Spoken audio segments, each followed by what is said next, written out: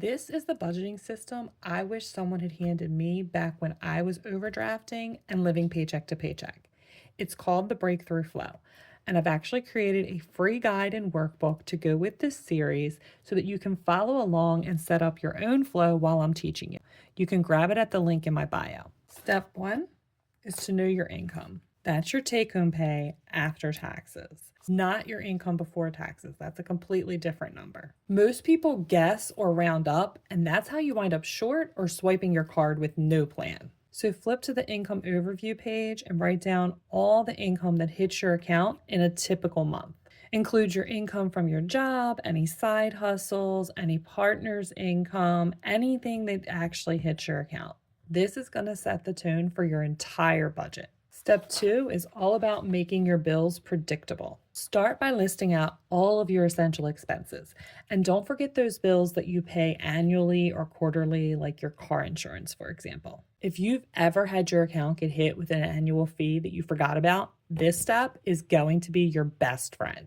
You're going to use this workbook to track your monthly bills and to estimate your non-monthly bills. Add it all together, and that's what you're going to route to your bill account. The next step is to create a cushion in that account. A cushion is a buffer that you leave in your bill account not to spend, but to absorb any surprises like timing mishaps or small overdrafts. If you've ever been short because your paycheck hit right after your rent was withdrawn, this is going to be your safety net. I personally recommend building your cushion in 2 stages. First, set a goal of getting a cushion that's equal to your highest bill. This is typically going to be your rent or your mortgage.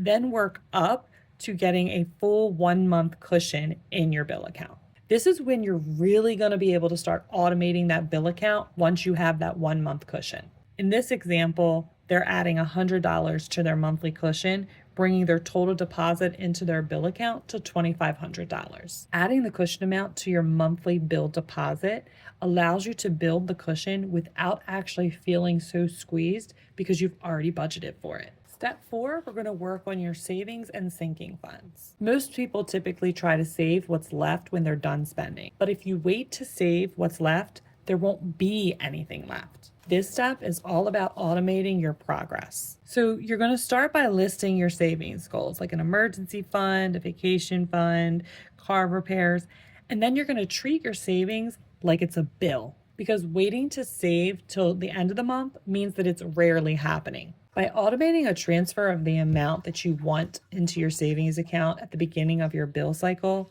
you're going to ensure that your savings goals are met, and your future self will be very thankful. So pick your top goals, set your amount, and transfer that amount into your savings account before you start spending. Now that the amounts for our bill account and our savings accounts are set, it's time to look at the full picture. The monthly snapshot will show you exactly where all your money is going. It's a 1-page view of your entire budget, your income, your bills, your savings, and what's actually left for you to spend. No more doing mental math all month. This snapshot shows you exactly where everything goes and gives you mental clarity. So from the example we have, we've got a total income of $3,700. $2,500 is going into the bills once you've included the cushion, and then $200 into the savings account.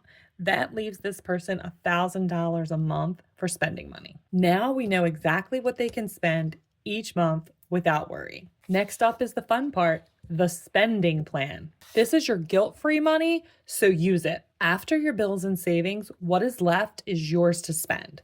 In this case, it's $1,000. This is what you have to spend on your flexible budget for things like groceries, gas, and daily life. Once you have the monthly amount, you can break that down by paycheck so you can see exactly what you have to spend every pay period.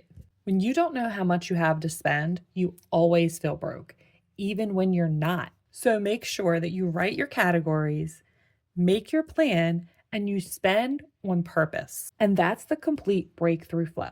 It is the exact system I use with my clients, and it works even if you feel broke right now. I've taught this system to my children. I've taught this system to my parents. I have taught this system to my friends. If you're ready to try it for yourself, I have created a free guide and workbook that you can grab at the link in my bio.